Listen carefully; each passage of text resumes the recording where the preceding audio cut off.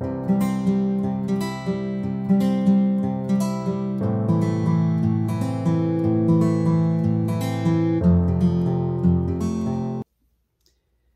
everyone, and welcome back to my channel.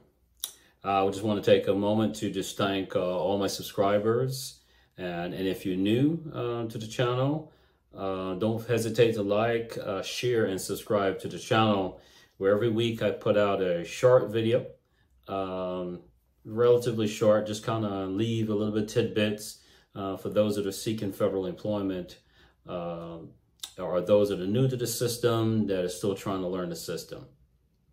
A quick disclaimer, I'm not a lawyer, or I don't claim to be one. I'm not a subject matter expert in human resources. These videos are meant for educational and informative purposes, and it's not meant to mislead anyone. If you don't believe the information is accurate, you can do your research as well.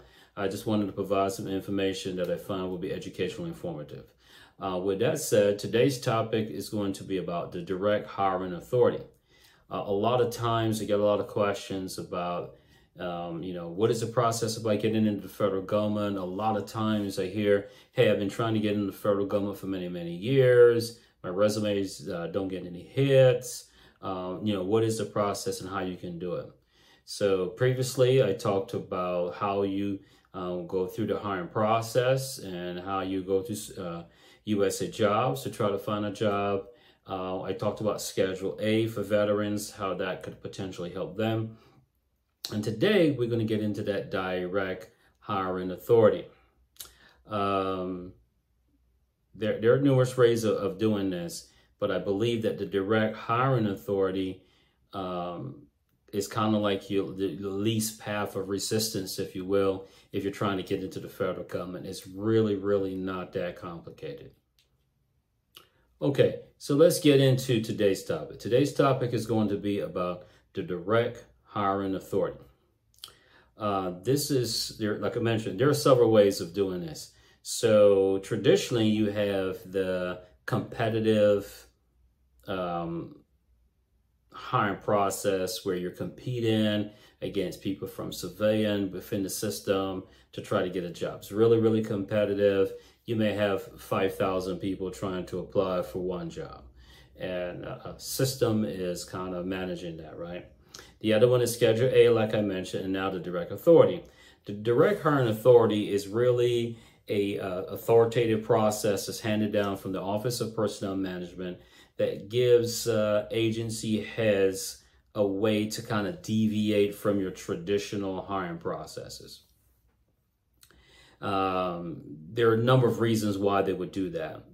Number one, it could be where the agency has some shortages of critical positions, right? A good example of that that comes to mind would be, let's say during the COVID pandemic, hospitals were trying to hire doctors and medical staff to support the critical needs of the community at that time. So that would be a great example of a critical need. Another good example is where in cases where there's a particular skill set that the agency is looking for that is very difficult to find. One good example of that would be like cybersecurity specialist, for example. Maybe the agency is dealing with a certain situation or ongoing situation, and you're looking for people that has like maybe an A+ category in cyber, or maybe a level 2, level 3, level 4, whatever certifications or skill sets they're looking for. That's a critical need. They've announced it for an extended period of time, and they haven't gotten a lot of hits on it. So that'd be a great example of that. Now, there's a couple of things that I need to mention about this.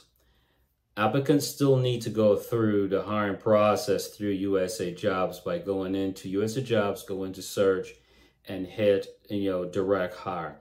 And it will give you a list of all the agencies that are hiring under that particular category.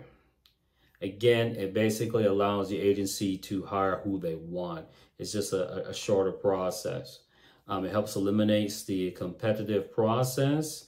Keep in mind that OPM provides this process not just to one agency, but the 15 of those executive departments within the federal government.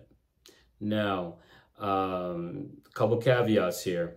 It cannot be used to hire those within executive service like SES types. It's not designed for that type of scenario.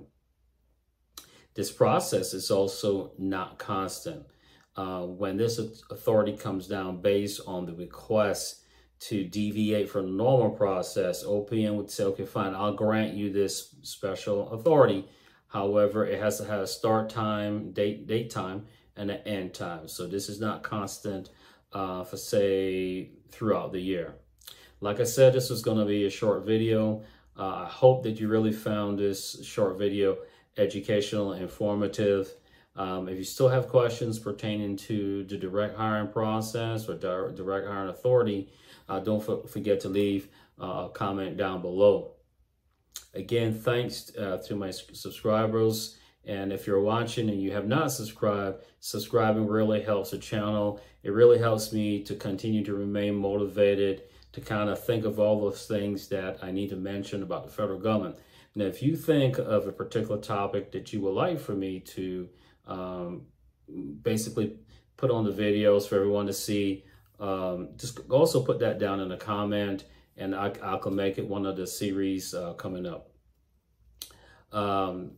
I won't hold you guys up. Really thanks, and I really appreciate you watching my videos. Hopefully you'll find these little videos informative. Thanks for watching, and have a safe and enjoyable day.